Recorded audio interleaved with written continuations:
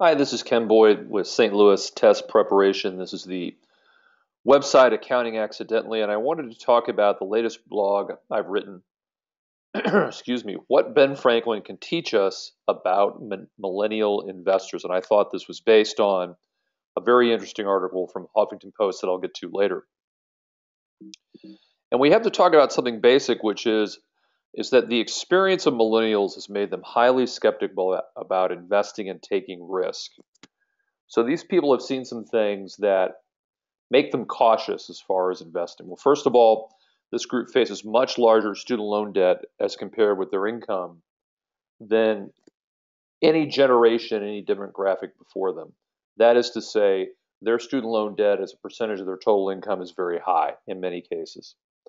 They saw the dot-com bubble burst at the end of the 90s, 2000, 2001, and they saw the financial meltdown in 08, 09.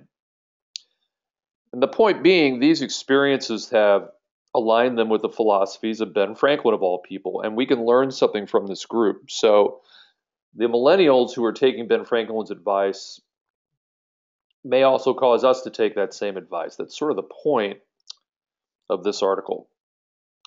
So there's a great Money Crashers site that gives the top 5 quotes from Ben Franklin that relate to money and finance. I've listed 3 of them here. Maybe his most popular, "A penny saved is a penny earned," which is really saying we had to be disciplined about saving money over the long term. And in fact, that discipline is the most effective way to build wealth over time. This is getting rich slow, as I get to later. It's not getting rich quick.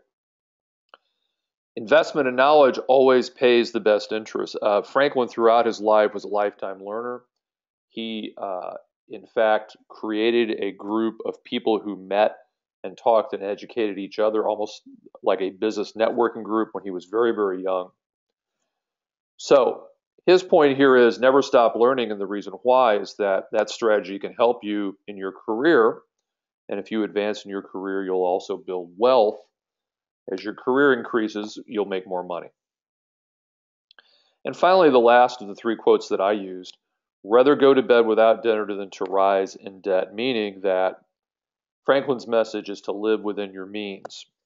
And another great book that gives some timeless principles about personal finance is the book The Richest Man in Babylon. I've talked about in several blog posts that I've written. So now let's apply that to millennials. And I refer here to this great article out of Huffington Post, "The Stunning Evolution of Millennials. They Become the Ben Franklin Generation." Well, let's see how. Well, they have a low trust of institutions generally and of financial advisors specifically. Many millennials suspect, if you look in the first bullet point, that advisors charge too much and that their advice may be self-serving. They're not putting the interests of the investor first. They're skittish because of all these financial calamities they've seen. This group is more interested in getting rich slowly. Many baby boomers, I say here, were interested in taking risk and building wealth quickly. I'm 52, I'm a baby boomer. I certainly saw that. Baby boomers had big wants and wanted to pay for those wants. The great movie Wall Street, the Oliver Stone movie that came out in 87, I believe, 87, 88, is the great stereotype of getting rich quick and having big wants. Millennials, on the other hand, are more interested in a slow, conservative approach to investing. Their values are different. They're probably less materialistic. But interestingly, they're optimistic about their long-term future, and they're not in such a hurry to build wealth. They are optimistic in spite of what they've seen financially. And another thing is that many millennials believe in passive investing, passive management as an investing strategy, which is the idea that you buy and hold index funds. And an index fund holds a basket of stocks that reflect a stock or a bond index. For example, the S&P 500 is a basket of the 500 largest stocks that trade on the exchanges. So you buy the S&P 500 index.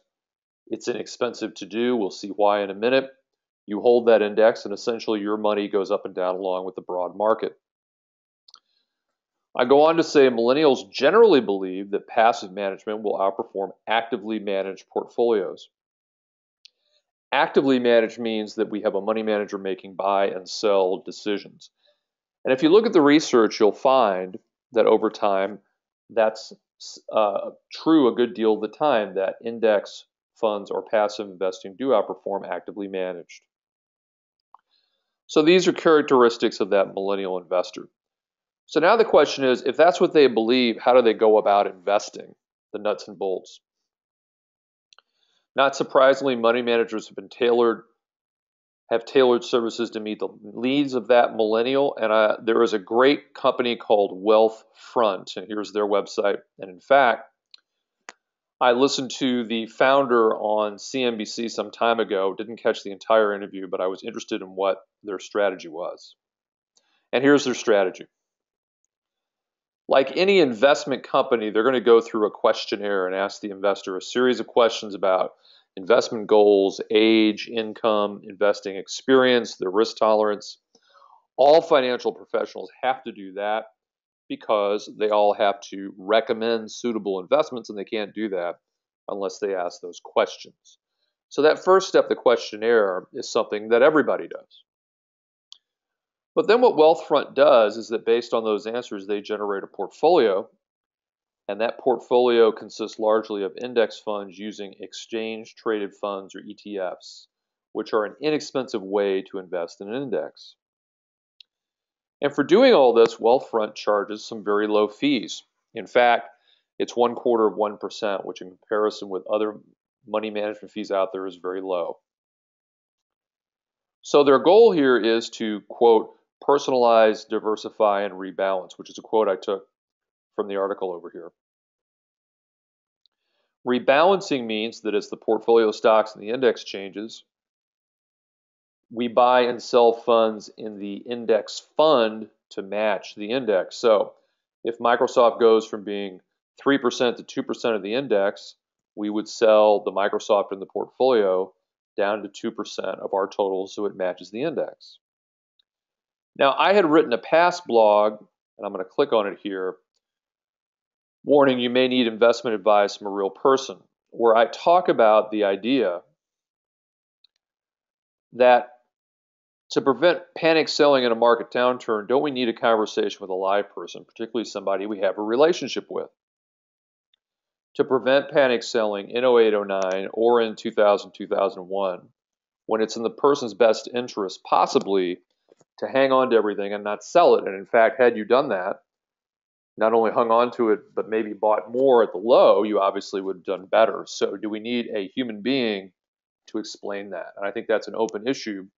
But it may be that this group understands that and does not need the human interaction as much as those of us who are older do. So very interesting article. Again, you can go to the Huffington Post, go to my link and see this great article that explains not only Wealthfront, but another company called Betterment that's mentioned here in the article, Betterment. So that's as far as we'll get today. Remember, if you go to the link at the top of the blog and click here, you'll get to the Work With Me page, which explains my content creation and accountinged.com, the online training site that I have, Online Academy, and that I can create content for you video-wise, blogs, articles, web pages that I write for clients, webinars you'll see off here to the left, and speaking that I do. Thanks very much for watching. I hope you got something out of this video, and we'll see you next time.